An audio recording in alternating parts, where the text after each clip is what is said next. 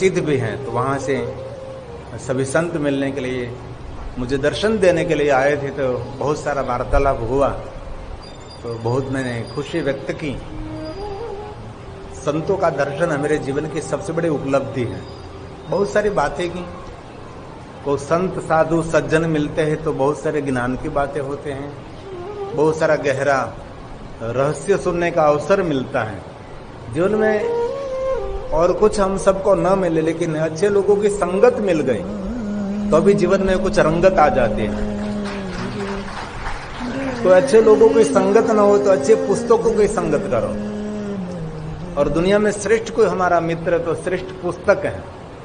और मैंने पहले दिन भी कहा था, मुझे जब मिलते तब कोई श्रेष्ठ पुस्तक रजनी ठक्कर मुझे देते रहते हैं। हमारे अनिलाबेन ने भी बहुत सारे पुस्तक लिखे हैं, अभी तो मेरे पास यहाँ नहीं, मेरे निवास स्थान पर है। एक भी स्तोत्र नहीं छोड़ा। आपने मुझे कहा कि कोई स्तोत्र बाकी रहा है तो जरूर इसमें शामिल करें, लेकिन इतने स्तोत्र हैं कि कोई देवता कोई ऋषि ऐसे नहीं कि जिन्होंने भगवान महादेव के स्तोत्र का गायन नहीं किया है।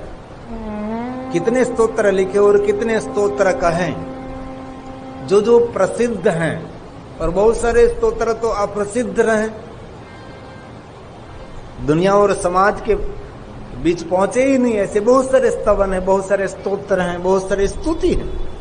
दक्ष महाराज ने इतनी बड़ी महादेव की स्तुति की तो कहीं उसका अस्तित्व नहीं है, सिर्फ शिव महापड़ ग्रंथ में कि दक्ष महाराज की दृष्टि में भगवान शिव कितने श्रेष्ठ है, कितने महान है। इतने लोग भोग्य सभी स्तोत्र स्तवन नहीं है, क्योंकि श्रीमद् भागवत कथा होती रही तो श्रीमद् भागवत कथा में ज्यादातर स्तोत्र हैं। और पूजा पाठ कर्मकांड परंपरा में जितने स्तोत्र हैं वो जग प्रसिद्ध हुए। ऐसे बहुत सारे स्तोत्र हैं, कभी इतने लोक भोग्य और लोक प्रसिद्ध नहीं हुए। इसलिए मुझे 2 दिन पहले आपने मुझे कहा तो मुझे विचार भी आ रहा था कि शिव महापुरुष में जितने स्तोत्र, जितनी स्तुति है, सभी स्तुति और स्तोत्र को एकत्रीकरण करके उसका प्रागटीकरण करना चाहिए। लिंग पुराण में भी इतने सुंदर सुंदर शिव जी के स्तोत्र हैं। जब भगवान महादेव जी ब्रह्मा और विष्णु के सामने अग्निस्तंभ के रूप में प्रकट हुए, इसमें लिंग पुराण में ब्रह्मा और विष्णु ने भगवान शिव जी के इतने बड़े स्तोत्र की रचना की है। इतना बहुत बड़ा स्तोत्र है और कठिन नहीं, बहुत सरल है। जो शिव जी के बारे में ब्रह्मा और विष्णु ने कहा वो सुंदर स्तोत्र है।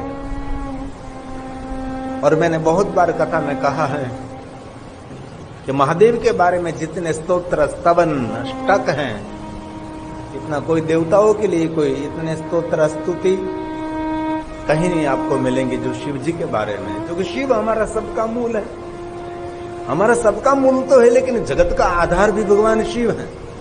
इसलिए मैं कथा में कहता रहता हूं, जगत का आधार शिव है, और जिनके पास शिव नहीं है वही सही अर्थ में निराधार है। उनका कोई आधार ही नहीं, वो निराधार है। कई लोग कहते बापू निराधार हो, मैं निराधार। जिनके पास महादेव की भक्ति नहीं वो निराधार है। कपड़े नहीं है वो उसको कैसे कहते हैं कि निराधार है, भोजन नहीं उसको कैसे कह सकते निराधार, ऐसा कुछ भी नहीं। लेकिन सही अर्थ में देखे जो जिनके पास महादेव की भक्ति नहीं वो जीवित है तो अभी उसको मृत समझना चाहिए। ऐसा शिव महापड़ ग्रंथ में भी कहा, अन्य ग्रंथों में भी कहा। तो आज मुझे